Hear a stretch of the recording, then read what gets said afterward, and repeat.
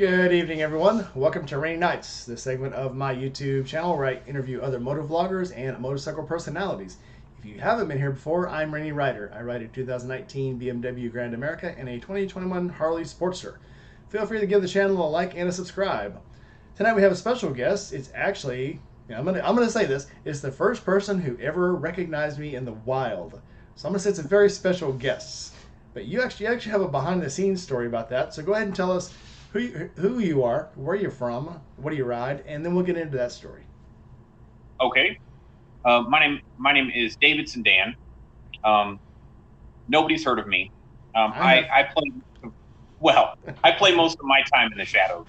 I am from Omaha, Nebraska, and I ride a 2005 or 6. I can't quite remember.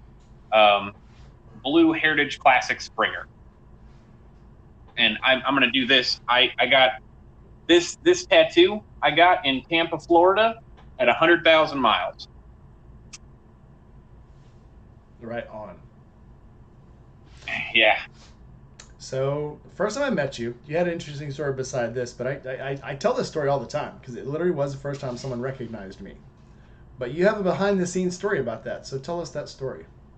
Yeah. Well, all right. So, the Harley Owners Group in Omaha, the president of that is a man named Sean Curran, and his son is Austin Curran, and me and him decided we were going to go on a ride together.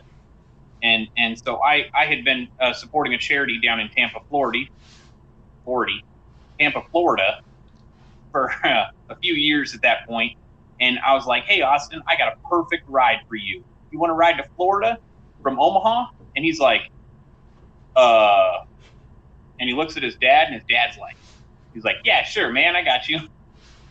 So we were going to ride down to this charity, Forgotten Angels. If you guys don't know the channel, Shade Tree Surgeon is a guy that supports this charity a lot. It helps kids who have aged out of the foster care system, and I've been supporting it for a really long time now. And I kind of wanted to go down and meet everybody in person, and just kind of get the lay of the land and hang out, and drink beer.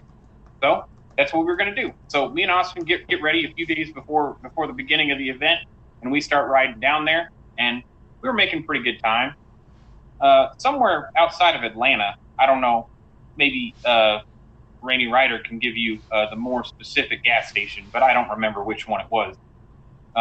We were filling up our bikes as you do every 130, 150 miles. And Austin's like, hey, is that Rainy Rider? He's like, I think I just subscribed to him. And I'm like, who? He's like, Rainy Rider, man. Rainy Rider. Check it out. Go up and ask him and see if that's who it is. And I'm like, all right, man, whatever. So I walk up to him, and I'm like, hey, man, how's it going?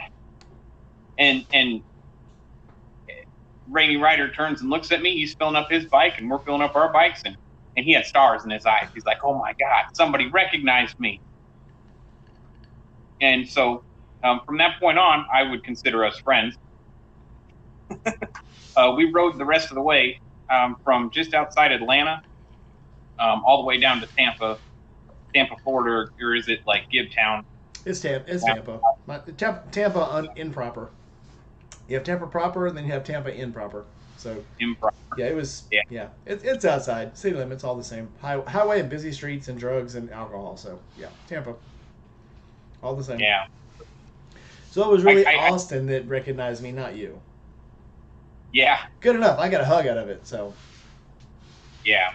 so yeah, Diana came out, and you're giving me a hug, and she looks over my shoulder, and she's like, "What the fuck?" And I went, "I got a hug." That's all that matters. But it was a good time. Yep, we had to stop at was it a Shoney's or a IHOP parking lot or something?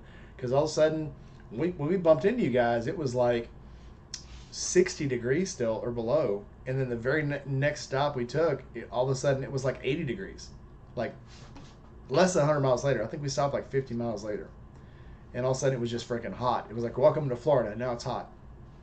But yeah, well, Georgia's pretty hot too. It's probably Georgia somewhere. I think it was right after we crossed the Florida state line. I think is where we stopped. That might Either have been. way, so let's talk about you. How long have you been riding? I've been riding for about 9 years, 8 years. And the beginning of that story was when I was a little kid, like maybe 10, maybe 12. My brother bought a motorcycle, and he's one of those police officers that you see and you can tell by the expression on his face. You know, maybe that's one I should avoid. Anyway, the attitude maybe isn't the best. But I was just a kid, and we were out eating at a restaurant, and my brother rode his bike, and all the family was there, and I ran out to the parking lot after we were done eating, and I jumped on his bike, and I put my hands on the handlebars, and he runs up and he just pushes me off of it. He goes, "You never touch another man's bike." And it's like, okay, lesson learned. I'm gonna go buy my own bike. So that's the beginning of that. And since then, I've almost hextupled the miles that he's ridden on his bike versus the miles I have on mine. Yeah, I don't mind people looking at my bike and even just wanting to if they ask sit on it. If I come out and somebody's sitting on it, that's a different story. But I mean, I'm proud of my bikes. I'm proud that people like the bikes. I love people who want to ride. So yeah, Right. there's some people out there, and you can just kind of tell they're doing it not because they like riding, not because they like the wind, because they want it as a status symbol. You know, it's the same guys that same guys that park up their bikes all year long and then take off on a weekend, and all of a sudden they don't want to wave at anybody that's not on a Harley. Those guys. And Yeah. as everybody knows, I've had every bike under the sun. Right now, I've got a BMW and I've got a Harley, so I will wave at anybody that's on two wheels. Sometimes if somebody's on three wheels, I'll wave at them. So it just depends. Yeah. Let's see who's in the audience tonight. Let's see Backer up here. Oh, they're having a long chats. So, all right. So Bruiser55 is in from Ohio. Sprinkle Cycles is in. Of course, My Billion showed up. Journey of Jerry. The Iron Chief is here. My other boss, Steve, is here. Josh Harris, JD, and the Queens is in here. And that's it for now, but there's more. Everybody's having parties. If any of you guys got questions for us in the comments, just lead it off with my name, and it'll show up in orange for me, and I'll be able to see. But if I don't see your question, ask it again. Don't be afraid. Yeah. So, yeah. So on the way to Forgotten Angels, speaking of this, you were telling me you and Austin actually stopped somewhere and slept in a really weird place that I would not think of sleeping. So tell me that story. Well, this happens to a lot of motorcycle riders, and that's where your eyes get bigger than your britches, and you riding with your friends, and your friends are like, "Oh yeah, I can make that in one day. Yeah, let's make it in one day." So you pack all your stuff and you get up and you're like, the beginning of that ride, get on your bike, everybody meets up, and you go, and you ride, and you ride, and you ride, and you ride, and your friends are hyping you up. So they're like, "Oh yeah, just 100 more miles, just 100 more miles, just 100 more miles, just 100 more miles." So from Omaha, Nebraska down to St. Louis, I don't know how far it is. You know, a few hours, probably more than 6. Me and Austin rode and rode and rode. And we had an idea on our last gas up. Hey, let's go get a beer or something. It's starting to get a little dark, you know.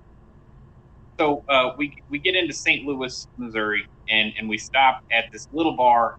I don't know if anyone's heard of it, called McGurk's, a little Irish pub. And they had some live music going on and stuff. And so I'm like, okay, this is pretty cool. Let's hang out here for a little while. And we got drunk. And I remember riding into St. Louis, and I remember getting to the bar, and I remember a little bit of the bar. But after that, I don't remember this story. I was told this by my friend Austin, who rode with me there. Apparently, he was less drunk than I was.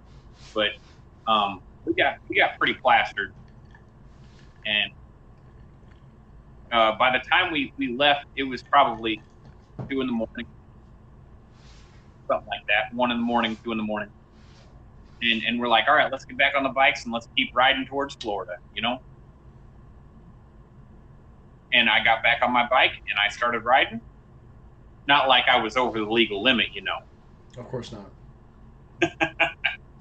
And the first gas station outside of St. Louis, we pitched tent, and we slept in the parking lot of this gas station. I can't remember if it was a Flying J or a Love's, or I don't remember.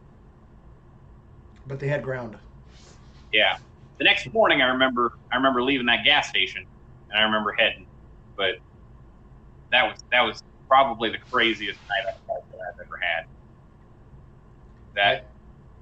I have never heard of anyone sleeping in a gas station parking lot, much less in a tent. I've heard of people parking up in a car and sleeping in a gas station. I've never heard of anyone throwing a tent up. So, interesting story. Something good to pass on to your people. Yeah, that's the same trip. Ironically enough, it's the same trip down to Tampa when we met Rainy Rider. Yeah, that was an unforgettable trip on a whole lot of multitude of levels. That trip, there's so many stories I keep telling about that story because it is your first. If you guys, I know most of the people in the audience now probably have gone to Forgotten Angels, but if you haven't, you will come back with literally just from one trip a lifetime of stories. And when you go a second time, you literally have more stories you can tell in the rest of your life. Because everything's just happening there. I mean, it's just the place to be, and there's so many good stories you're going to come home with. So if you guys haven't, and I know most of you have, except for some of you, Steve, have not been, you need to go. Yeah, Steve. The best. Steve. It's the best. So okay, just skipping over all the Forgotten Angel stuff, right? Well, we can come back to that later, but me and Austin did not ride back from that trip together.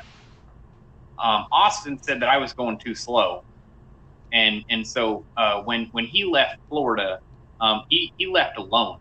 He was totally alone. He didn't have anyone with him, and I was told this story by his sister, and that's kind of why I wanted him here, but he didn't show up. He said he was going to come, but he didn't.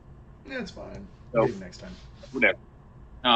He rode that whole ride from Tampa, Florida to Omaha, Nebraska in one trip. No sleeping, no nothing. He's young and he's got a young back, so. Right. And he's got a street glide with aftermarket suspension, air ride, and all that. So he could do it. I have a Springer. Yeah. Okay? I can't do that. 130 miles, I got to pull over and stretch. I can't do it. And I'm not old by any means. I'm 31, but I was 29 on this ride. But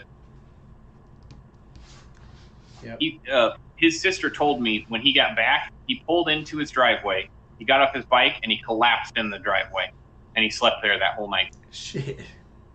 Yeah. So. Unlucky. Well, I'm glad he made it home. So, if you guys don't know, if you look through my past videos, you'll see a video entitled, it's a short called Austin Sandwich. That's Austin. He got sandwiched between Abductuals and Cami Bay. So if you don't know what that's like, look at the video and watch, because I tell you, you'd almost hear the ripping of this guy's face when they, from both sides, gave him a kiss on both cheeks. That kid, luckiest kid in the world. I'm telling you. The smile on his face. Just amazing. He actually got a tattoo from Abductuals. Yes. I almost said he still had it, but of course he does. Of course he still has it. So let's get into motorcycles. We talked about how you got into motorcycles. But today, if you've still got the bike, you showed it to me a while ago. What inspires you to get out and ride today? If you're home, you've got the Corvette, you got the Miata, you got the truck. What's going to inspire you to take the bike out instead of the other three? If I walk outside and it's a beautiful sunny day, and it's just like, why wouldn't I take the bike, right? You know, like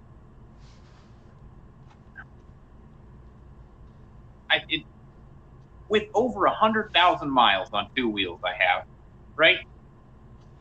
Every day you come out and that bike is like your friend. You've been through so much. You've been through all of these stories with it. Why not make another one? Awesome. That gives me tingles. Hell yeah. And I have stories just in my hometown of like 100,000 miles on a Harley is more than a motor can sustain. And so two engine rebuilds. The first one was just like a dingle hone on a sleeve system, and then new piston ring, which didn't work out very well. It only lasted like 10,000 miles. And then the second one was like a complete overhaul, a complete takedown and rebuild. And then that one, we're going on about 30,000.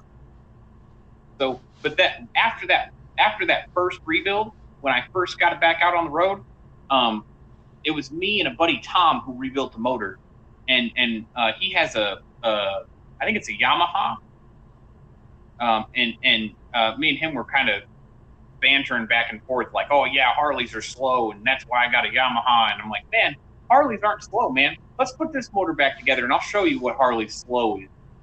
And we got out on the highway, and I just put the hammer down, and we didn't check anything. We put the motor back together, and I just had to have someone with me in case something went wrong. Right? I left this man in the dust.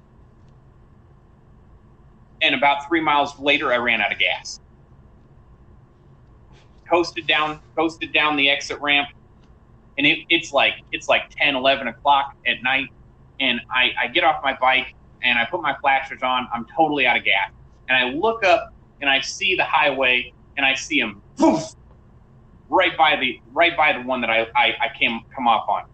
I look at my phone. My phone battery's dead. Mm-hmm. I'm out of gas. I don't have a gas container. Nothing.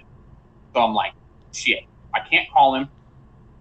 So I had to walk to the nearest gas station, buy a gas container, and then walk back and fill my bike with gas and ride back to Tom's apartment.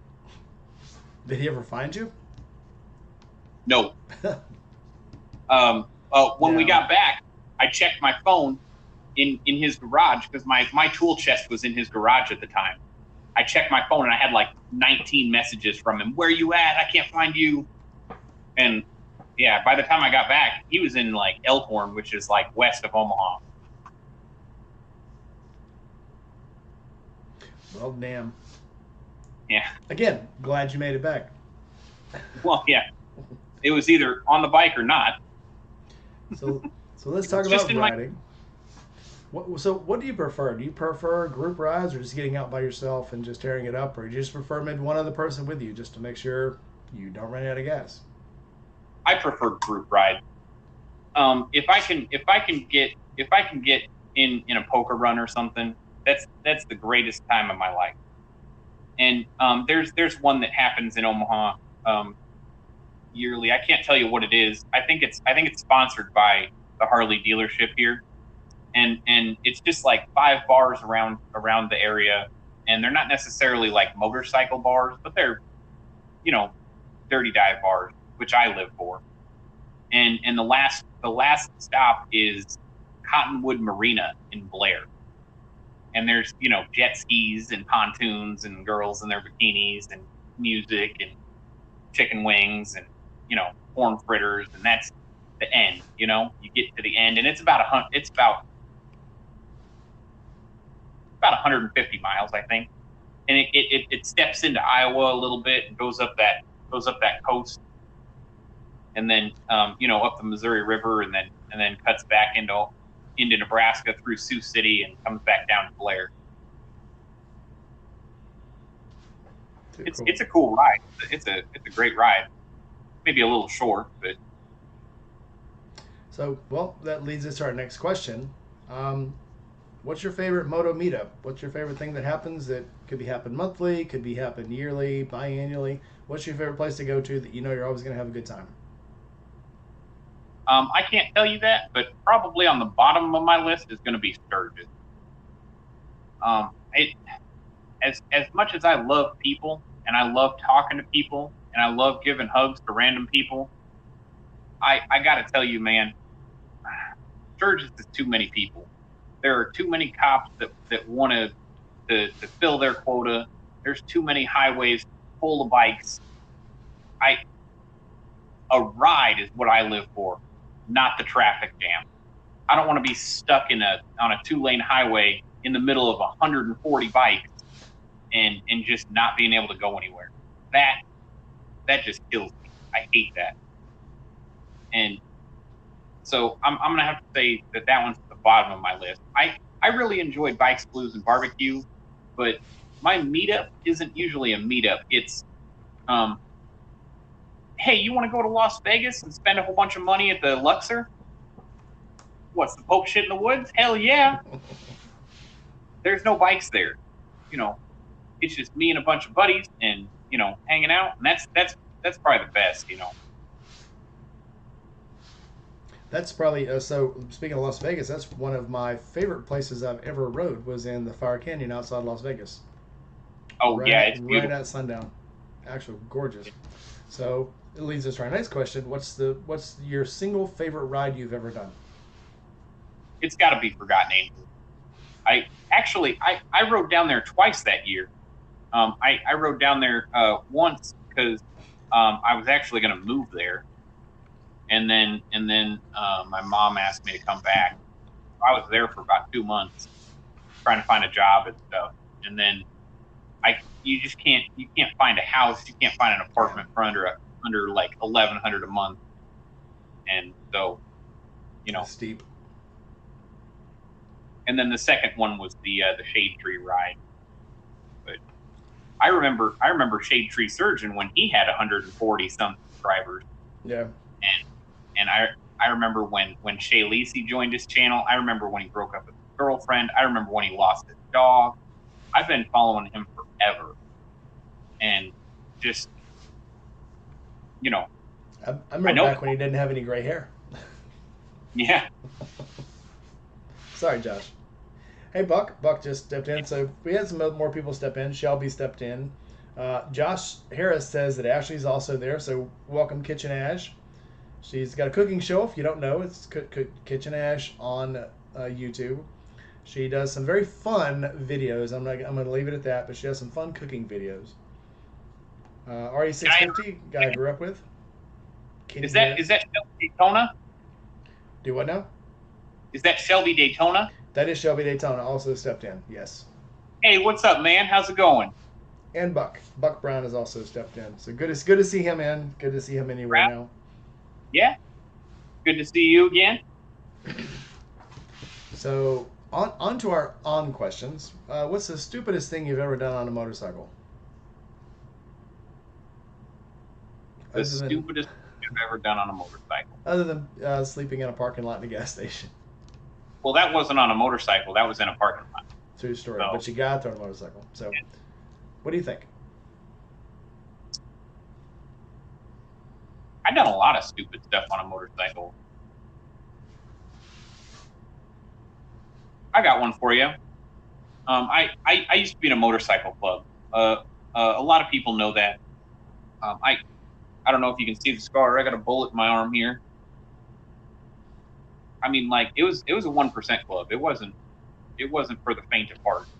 But we were riding up some highway somewhere, and I hit a pothole probably. Oh, it's starting to rain again. I hit a pothole probably 12 feet. And it was like a t-shirt cannon. It just launched me into the sky. And I had my girlfriend on the back at the time. And it was like, it was just floating in the sky. And I was like, oh, this is going to be bad. And I reached around my back and I grabbed her. And I grabbed her like this. And I pulled tight and I just aimed for the dirt, the softest piece of dirt I could find. You know, everything slows down in that moment. And I messed up my left shoulder. And I guess when I grabbed her with my right hand and I pulled her and I broke her wrist. Yikes. And so that's probably the stupidest one. That was the first rebuild that we did. I bought new tins on eBay. That was when I added the "In Crust We Trust" sticker to the bike. That was. I was probably. I wasn't a new rider by any means, but we were riding parade, and there was nothing I could do. So there's nothing you can do, you know. Yeah. And most people would consider that bike total at this point. And actually, if I go back to Dylan's Harley Davidson, the town here, they won't take it on a trade-in. They won't do services anymore to it. They're like, no, man, that isn't a Harley anymore. That's your bike. I hear the same thing about my Sportster. I had somebody tell me, what kind of bike is that? So that's a Harley Sportster. No, it's not. Sportsters don't look like that. I was like, mine does. After I put a 5-gallon tank on it, put on different bars, different. It's got the same front end, same engine, and same frame. Pretty much everything else I've either painted, added to, taken off, put a fairing on it. But it's my bike. Now it's something comfortable for me. So the bike looks great from like 20 feet away, but then when you start getting closer, you start being like, oh, that's a different shade of blue than that. The saddlebags are a different shade of blue than the rear fender. Is a different shade of blue than the front fender. Is a different shade of blue than the tank. And I actually have a picture of another bike that rolled off the assembly line right after mine. And it's the same bike, the same color, the same year, the same everything. It's the same bike. And I had the two bikes are parked next to each other, and you cannot tell that they're the same bike. It's just when I got mine, it had the beach bars on it, you know, with the amber turn signals in the front and the back, and it's a Springer. They're very iconic. You can tell them. You're like, Dad, look at that bike. That's a Springer. But mine, you can't really tell until you walk up to it, because it's got the 18-inch bars. It's got the silver stripe that goes down the side and all that. That was never on that bike. I bought those pins on eBay, my man. They're not for that bike. You know. It definitely changes it up. For sure. So, follow-up question: what's been your scariest moment on a bike? Would it be the same incident, or you got another one? The scariest moment. I've met a lot of people, like presidents of motorcycle clubs and stuff, and like I can play it pretty cool, but when I'm meeting people like that, it's always scary. Like meeting a chapter president of the Hells Angels or something. You know, you walk up and you shake the man's hand, and you give him a good shake. Like, hey, my name's Dan. How's it going? But in the back of my mind, I'm like, oh my God, oh my God, oh my God. Because their reputation precedes them, you know. Mm. So that's probably always the scariest. I remember seeing an interview with the guy from California that did the Hells Angels. I can't remember his name now, but he went to prison, and they interviewed him in prison, and he was in prison for murder and all kinds of different things. And they said, is there anything that you've ever done that you've regretted? And he said, starting to smoke. Not the murder, not the, all the other things he's done, not the gambling and the prostitution, smoking.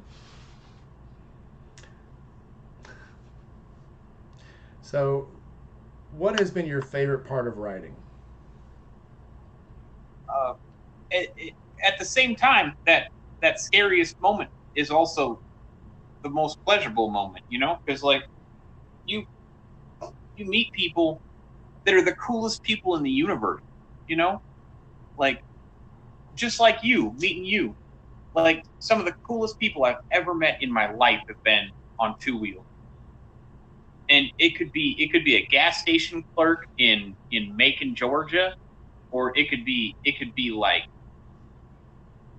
this guy that I met that's riding his bike and he just happened to check into the same motel as I did in the room right next to me.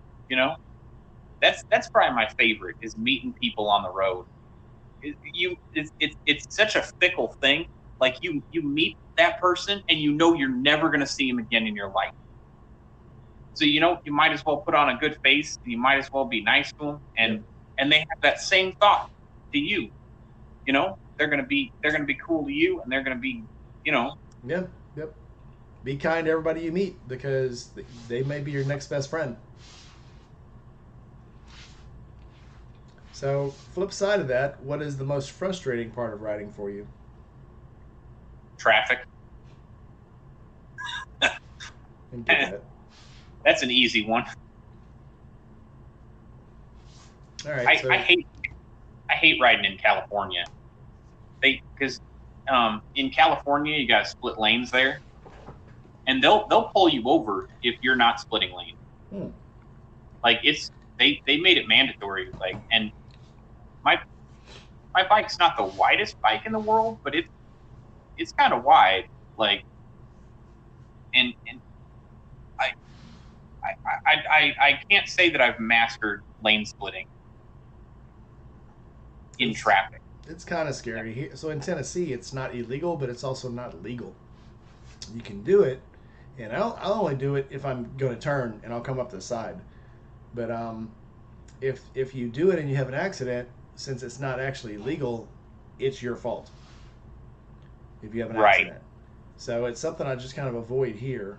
But it's I can see the benefits of it, but they have to make the roads. Like in California, I think they make, like on the highways, they'll actually make an extra middle lane to split.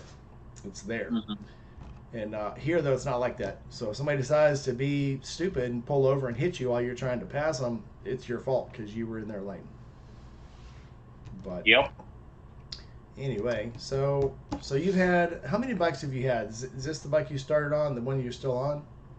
This is my Heritage Classic Springer is the first Harley that I ever bought. It's not the last one that I ever bought, but every single one after that bike has come and gone, and this one has always stayed because I can't sell it. Like, I got a tattoo of that bike on my arm, dude. Like, I can't sell it. Yeah, if you ever wreck that bike, you got to have it mounted and put it up as a statue. It's gonna get rebuilt again and again and again and again, and there's gonna be at least one part of that bike on the road forever. Right on. I'm not the kind of person that trades in every year, as you can see by my 1930 Roadster. Like, we'll get to that in a minute. But yes, it's very looking cool. So what bike would you think is the most reliable bike to go out and buy right now? Somebody said, hey, I want to go buy a bike and I'm going to keep it for like 5 years. I finished my MSF. I've gone through the 250cc. I'm ready for something that I'm going to keep for at least 5 years. What would you tell them to get? Whatever you want. What do you want? What do you want to ride? When you walk out to your driveway, or if you're in an apartment, you walk out to that parking lot, you see that bike, what brings those stars to your eye? What makes you go, nah, I'm not driving the car today. I'm driving the bike. What makes you say that to yourself?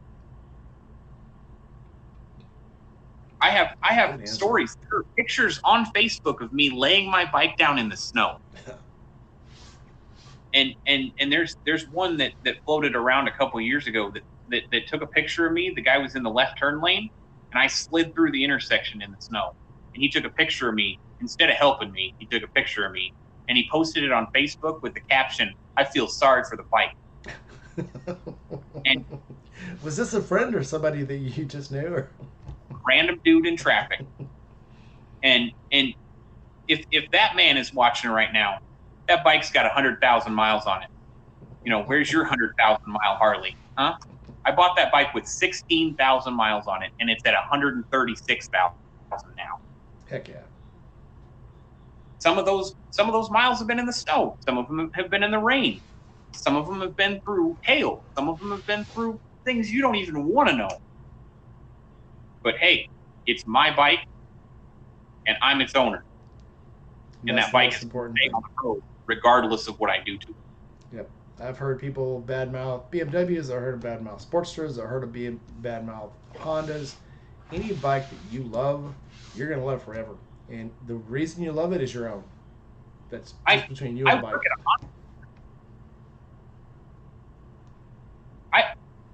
My day job is at a Honda dealer. I don't judge people. If whatever you want to ride, it's not my bike. It's not my bike. It's yours. Yeah. Ride it. Your butt's gonna be the one that's on it for the next however many years. So heck yeah. And that goes back to that same thing. What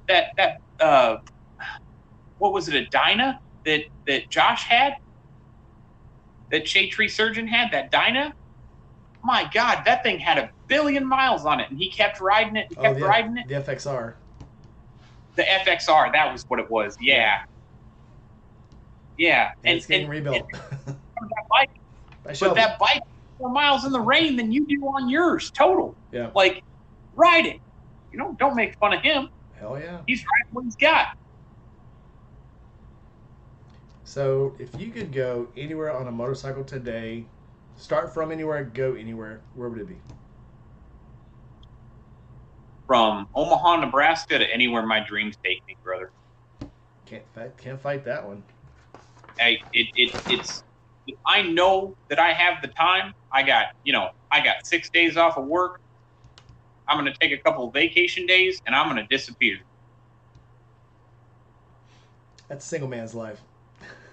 Well, I'm not single, but I can still go for a ride, and that doesn't mean I'm not going to make it back. It just means,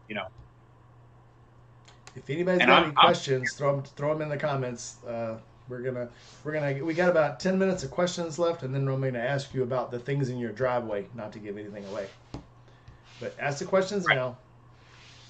So go ahead. Do I have any questions, or does I'm waiting for the people to ask questions. You'll get to ask me questions later. So yeah. All right. Well, anything anybody wants to ask me, I'm all ears, man. Yep, throw them up. Have you inspired anyone to ride or wrench on their own bike? What was your question? Have you inspired anyone to ride or wrench on their own bike?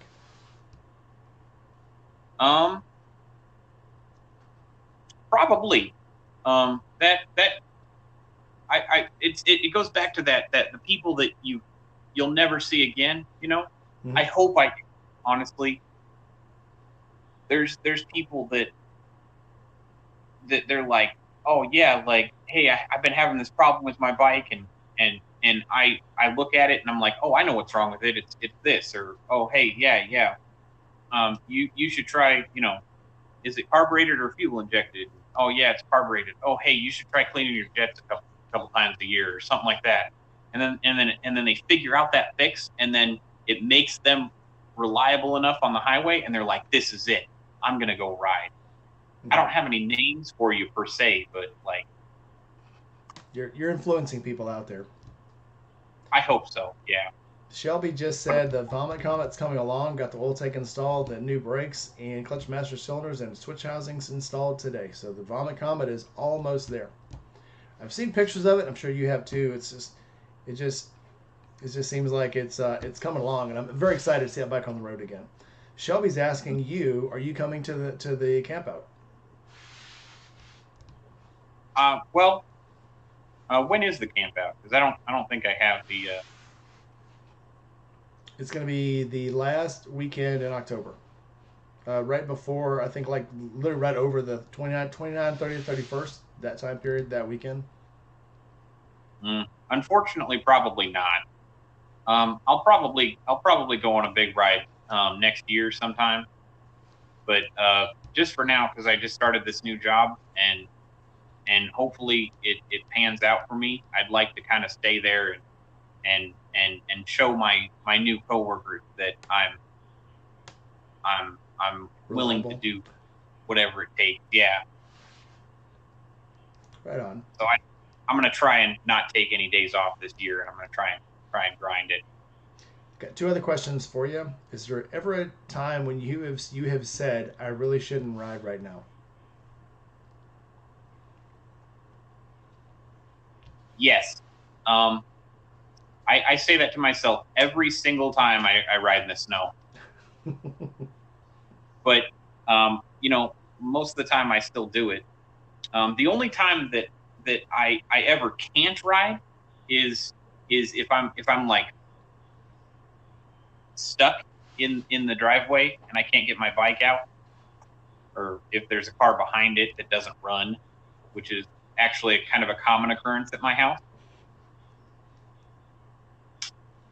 Yep, one of my most popular videos was the one where I went to work and there was a blizzard and I had to ride home in the snow. Yeah. It took me about an hour to get home. Literally, it's 15-minute trip. Took me an hour to get home, but it was well worth it, and it made a good video. So, yeah, kudos. There's no reason you shouldn't ride. There's only reasons you can't ride. Yep, good philosophy. Buck is asking, do you have any missed rides you wished you had pulled the trigger on taking? So times you didn't ride and you wished later that you would have. Well, now I'm feeling about the camp out one at the end of October. Yeah, I'd really like to make it out there, but with it being a 3-day trip, and that's just the ride down there, yeah, I'm not going to have much time to hang out and then ride back, because I'm going to have to take at least a week off of work to get down there. So. True story. True story. If you had to tell a new rider one thing that you had to learn the hard way, what would it be? Everybody's going to wreck. Everybody lays their bike down. No matter how hardcore of a rider that person is. Oh, I've been riding for 15 years and I've never laid my bike down. Bullshit. Every single person who tells that to you is full of shit. Yeah. If you lay your bike down, don't stop riding. It's just like a bull at a rodeo. You got to get back on. You got to make it happen. The only person that is riding, that wants to ride, is you. The other people, if they want to ride, they're going to ride themselves, but they're not going to convince you to ride. You're the only one stopping you from getting on that bike and going for a ride. Later, Shelby. Thanks for stopping in. He's got to get that vomit comment on the road. Yeah. I hope I made him do it. No, it's gonna get there. We're excited. I think it's been almost 2 years in the making, getting that bike back on the road. So let's see. If you could buy any bike right now, but you had to own it for the rest of your life, you would have to ride it every day. Wouldn't be the only bike you've owned, but if you could buy a bike right now, what would it be? I've always wanted to get a bagger. I've actually never owned like a street glide or a road glide. But my brother has a road glide, and every time I go over to his house, I see it parked in his garage, and it never moved. And I'm like, damn, I could give that bike a better home. That's a horror story. Who would do that to a nice bike? Oh, yeah. We talked about it earlier. Yeah. Those guys. Yeah, those guys. Now, that's a big deal for me. Like, you just see it. If you see a bike in the corner of a garage just rotting away, you know, it's like, fuck, man. Like, hey, when's that project going to be done? What project? Okay. Yeah. Funny. So I love watching Jay Leno's garage because he says he does not have any car or bike in his garage that he will not ride. And he actually takes them out and rides them. They probably don't get equal treatment, I'm sure. But every bike in he's got a collection, but he can actually ride every one in there. So it just kills me to see these people who collect bikes and they're like, oh yeah, they're drained down, I don't run them. You know, every bike in his garage is ready to go. Pull it out right then and run it. I would rather ride the bike and be broke down and have to walk home than let it sit and rot in my garage. Yep. True story. So here's a question. You can think about it for a while. What bike would you ride just once, knowing you could never afford it or ride it again? And by that I mean a bike that's either so rare or so, it doesn't matter, expensive, doesn't matter, but you can only ride it one time. Which one would it be? I would love to get out on the highway and ride one of those Ducati super bikes. I've thought about that question a lot, actually. That'd be so cool. Yeah. Just to break the sound barrier with one of them once. That'd be so much fun. Julie Smith just stepped in. Evening, Julie. How's things? I'm still trying to get her in to interview, so I'm still waiting for her. So Julie, get a hold of me. Let's do this thing. So last question I have for you: what is the one thing you will never take a road trip without? And it could be a pack of things, a kit of things, or one simple single thing. What would it be? Probably a tent. And people when they think of camping gear, they just think of campground.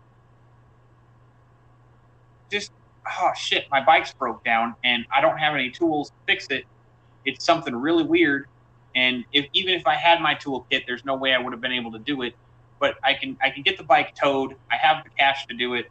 I can take it to a local shop, and I'll just pitch my tent outside. I'll ask them if I can do it.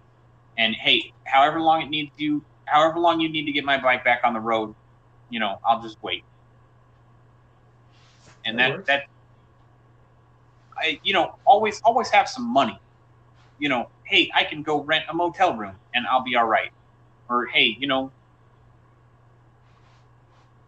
I guess yeah, money or just a little bit of a oh no fund. Yeah, be prepared for some kind of emergency. I was born to lose, man. Every time I go on a motorcycle ride, something weird happens. So it's an adventure. It's an adventure every time. You got to be ready for it. Ready for your adventure. So, do you have any questions for me? No, not really. I guess the first one was are you actually on my time zone?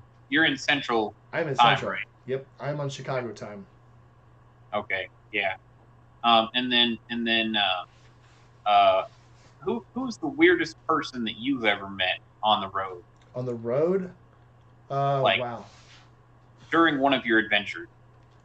The weirdest person I've ever met on the road was a guy. I stopped at a gas station, and he was on a blacked out bike. Could not tell what it was. I stepped over to it, and I thought, okay, it's a Yamaha. And then when I went over to it, his side panels were Honda. And then the seat looked like something you had wrapped up from like an old bicycle and put on there. And the more I looked at it, the more I started thinking, this is the Frankenstein bike everyone wants to build. This is like he just basically took a bunch of scrap parts, put a bike together. Because it had, I couldn't tell what kind of springs were on the back. I couldn't tell what kind of forks were on the front. All I could tell was the frame was Honda and the tank was a Yamaha. And that's all I could tell. But everything else on the bike. So I start talking to this guy, and he starts going over the bike, and I'm like, so, you going anywhere in particular? No, not sure. Okay, cool. Where are you coming from? I can't remember. Sure. Okay, that's about the time I went, all right, well, this guy's about to get on the road. I got to let him go. He's like, where are you going? I'm like, well, I'm heading home now. I just came back because on my Florida trip, come back from Florida. He's like, can I ride with you for a while? And I was like, yeah, sure, let's go. So we get back on, I think we're on 20, headed back towards Birmingham. And all of a sudden, we rode for a while, and I'm thinking, how long is this guy going to follow me? And so finally, we stopped for gas, and he's like, well, I'm going to go on my way now. Hope you don't mind. I'm like, I don't mind at all. And he just rode off. And as he's riding away, I'm thinking, I didn't get his name. I didn't give him a sticker. I didn't ask anything about him. I mean, just everything was about the bike. It was like he just disappeared. And I wouldn't say the bike was weird, but as far as the most charismatic character I've ever met, that would be him. I don't think anybody's weird. I think everybody just has a lot of character. Yeah. Well, and that was definitely a character guy. That goes back to that same story of, well, that guy got his bike on the road, so what's your excuse? Yeah, what's your excuse? This guy had to scrap 3 bikes to make it, but he's on the road. So he's on 2 wheels, and you're not. And it doesn't have to be perfect. Sometimes it just has to be good enough. Yep. In crust we trust. So you've been through a couple of bikes from the audience. He's asking, any bike right now, what are you picking? I'm going to ask, what was your favorite bike to ever ride? What was my favorite bike to ever ride? I'd say Austin is pretty freaking cool. Because you guys saw that video of Austin getting his face getting his peck on. Yeah. His bike is a little older model, Street Glide, but it has so much stuff done to it. And for a Harley, that bike is fun. Like, it'll pick the front wheel up off the ground if you're not careful. His bike is a boat. I mean, it's that pneumatic or hydraulic suspension, whatever he has on it. It makes that bike look like it's floating. It is crazy looking, but cool bike. His dad has like the same bike, but his dad went in a different direction, and both of them have like 1 million miles on their bikes. You know, like I think Austin is at like, I don't know, 56,000 now with his, and like his dad's has at least 100. Like, and they just ride them, you know? And so you see, yeah, there's a little bit of rust on it. It's not pretty when you get close, but it's ridden. And for some reason, it's just got a character to it. You get on that bike and it's just perfect. I don't know. He actually just put T-bars on it not too long ago. And I'm not a big fan of T-bars, but I know there are people who are. And he says that he likes it because it's more, he has more control, and there's less vibration. And yeah, if that's how you want to ride, like, and it's the way he does ride, it's perfect. Yeah, I like his bike. It does look pretty cool. Yeah, Bruiser, I'm sorry. I thought I gave you stickers. I thought I had give you some stickers, but I did give Bruiser. Did I give you either a bandana or a hat, Brew? I can't even remember. Anyway, we'll get back to that question. So I wanted to ask you about the Corvette. Yeah. But there's something over your shoulder that I want to now know more about. So can you you got a portable camera? Let's go over and you can tell us about that, because I've got to see more of it than I thought I would, and now I'm kind of excited about it. Okay, so the 1930 Roadster, I'll give you. We can do a walk around in a minute, but it's kind of a long story, so I'm going to stay here and tell it. So this car has been in my family 50 years. This was my dad's car, and I was, again, just a little kid, you know, maybe 10 or 12 years old, and I watched this car get pulled out of a barn at our farmhouse, and it had been sitting there for decades. I guess my dad bought it in high school. He put a Mercury V8 in it and painted it red and black, and his buddies got together and they just hauled on the town, like, just back when he was in high school, you know, and he hung out, and that was his hot rod, you know. And I guess, well, my dad's not around anymore, bless his heart, but I still have a piece of him sitting behind me. And this car, he pulled it out of the garage and he got it running, and he brought it to Omaha. Our farm is about 2 hours west of Omaha. He brought it to Omaha, and he paid a guy whatever it took to get this car back to factory original. Jeez. That's the money. And it's a cool car, but you know, there's some downsides to factory original. So, you know, that car in 7 years is going to be 100 years old. Can't get a part for it. Right. It's a beautiful car, but my dad never really got to drive it because the top speed is only like, you know, 47, 48, 49. It's not, it can't keep up with traffic, you know? And he's like, oh, well, make it go faster. Right. Yeah. That's my perspective, but it's not my car. So, you know, right on. It's the way my dad wanted it to be. So, yeah. And it's a great car, but you know, we can show you the car a little bit. All right. Yeah, it's an heirloom piece now, so I mean, you kind of got to leave it that way. Right. So, actually, seeing it, I don't know if you can see it here. Nebraska 1930. You see it there? Yep, I see it. Historical plate. But yeah, the car's it's a 1930 Roadster, so it's got the convertible top and everything. I'm gonna try and keep the camera still. Got the fenders on it and everything. See the bike in the background. Mm-hmm. All right, where are we at here? Oh. God, that's insane. That is insane, and it looks good too. Yeah. Yeah. The gas tank is actually in the dash. You can. Your gas is right here. That's safe. Yeah. Well. And still better than a Gremlin. Yeah. This car doesn't have a fuel pump. It's gravity feed. Ah, that makes sense. It makes sense. Yeah. Well, it makes sense now why it's where it is. Well, in the garage. No, yeah. Gas tank above the engine. Well, here's the other hood. This is the carburetor side. So it's actually an updraft carburetor.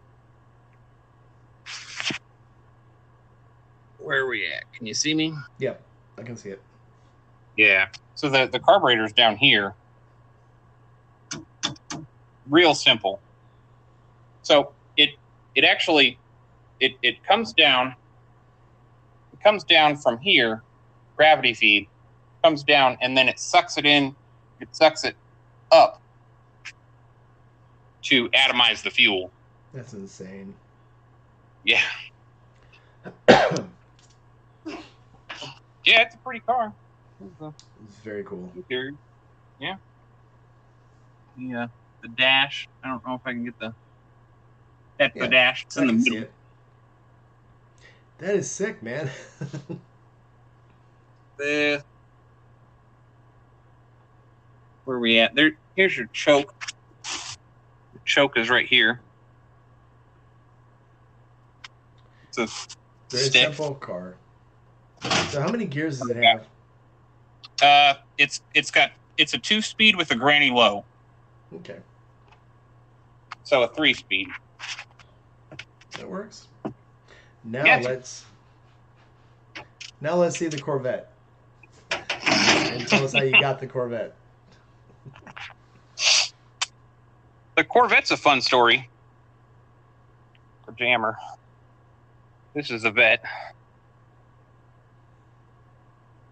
Let's Jam plate. There's my truck in the background. The Corvette was actually I bought it from a dealer, and actually it didn't run, and the dealer they were just gonna cut their losses and crush it. They couldn't get anyone to buy it. It wouldn't start, wouldn't run. Couldn't get anything. And I was kind of looking at it, and I was like, this is a pretty car. Salvage title. So I was like, what's market value on one of these? And they're like, they're about $12,000.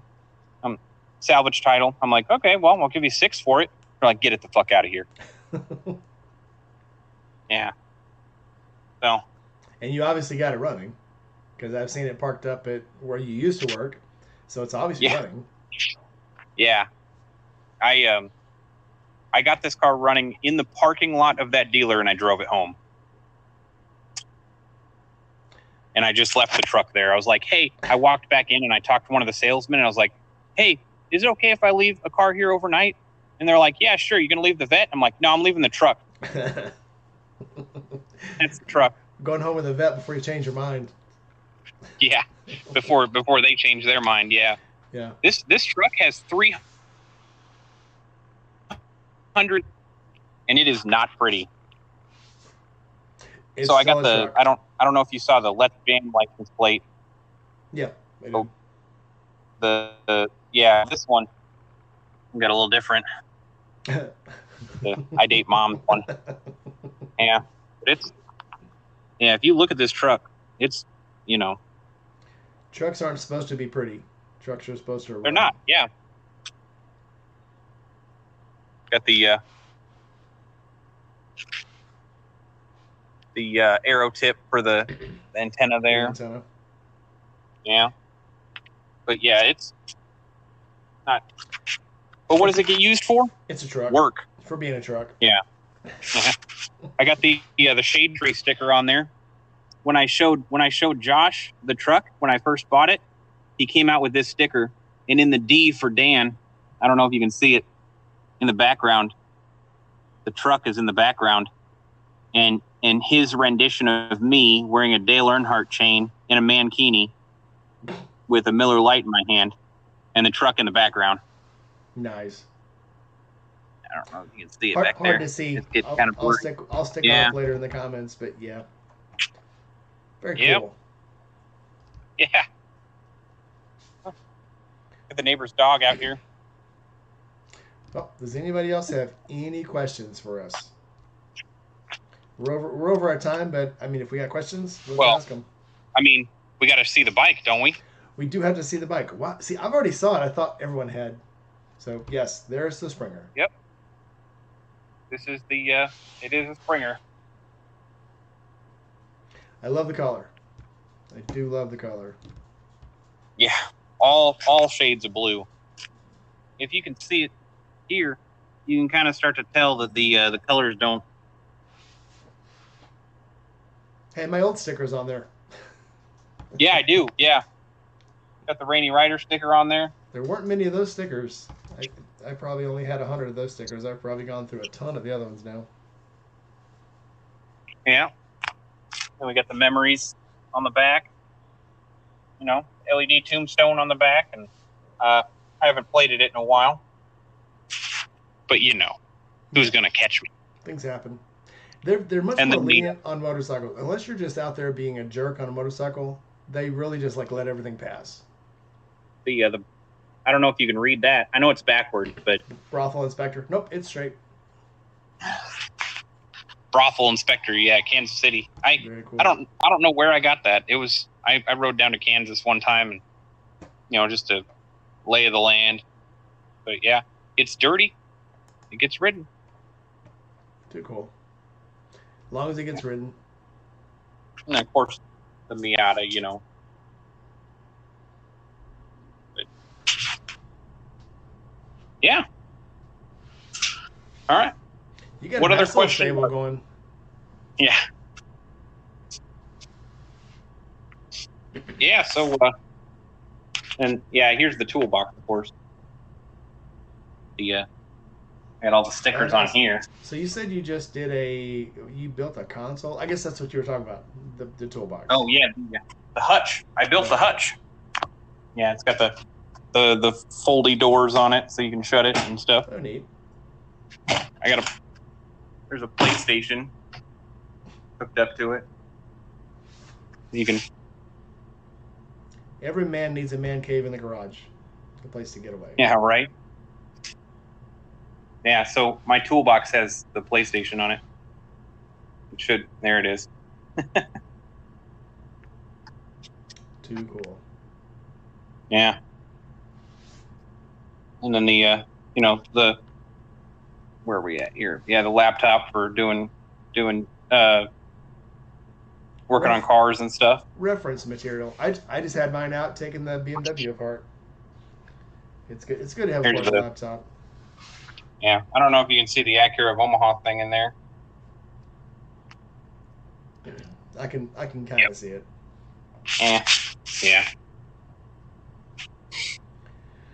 Well, if we don't have any more questions, I'm going to go ahead and cut it down now. Steve says he's got one of my original stickers on his monitor. Very cool. Awesome. I didn't have many of them out there. Well, guys, obviously, Forgotten Angels. If you can't make it to this one, we want to see it the next one. For those of you who don't know, if you want to know more about Forgotten Angels, go to ForgottenAngelsFlorida.org. Look into it. We should be having a bike raffle. I say we, the Shade Tree Surgeon, Brabstar, Forgotten Angels. We'll be having a bike raffle. I think there's going to be one next weekend, next Friday night. So if you haven't got on there, go on to ForgottenAngelsFlorida.org. Go on to the Shade Tree Surgeon. Look in the comments. Look in the links down below. Go to Forgotten Angels. Buy a raffle ticket and enter to win one of, I think now they have like 6 bikes they're going to have up for raffle. And they're going to give away 2 of them on this weekend, and then I guess they're saving the rest. You just get to pick which bike out of the 5 or 6 that you want. So that's all we have time for now. We went a little bit over on our time. I don't mind. Do you mind, Dave? Dan? I don't mind. All right. I could talk about bikes for hours. I guess that's what we did. We talked at least an hour on bikes. All right, everybody. Like, comment, subscribe, hit that bell. And I have another interview tomorrow night. I'm going to interview Marley Bird and her husband, Andrew. So come back tomorrow night, same time, same place, and I will see you guys tomorrow.